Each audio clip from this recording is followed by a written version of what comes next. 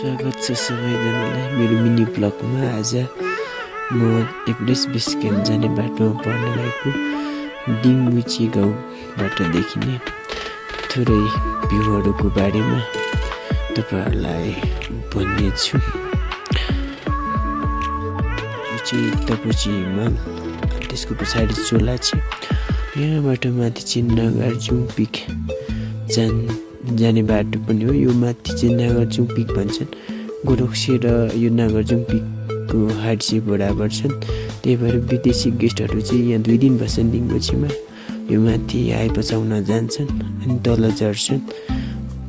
अनि यहाँबाट उता चाहिँ छुकुङ, यहाँ छुकुङरी उता आइलम पिक झर्ने बेस क्याम्प हेर्न जाने हुन्छन् मान्छेहरू। अनि माथि चाहिँ यो आमा डपलो हिमाल हो।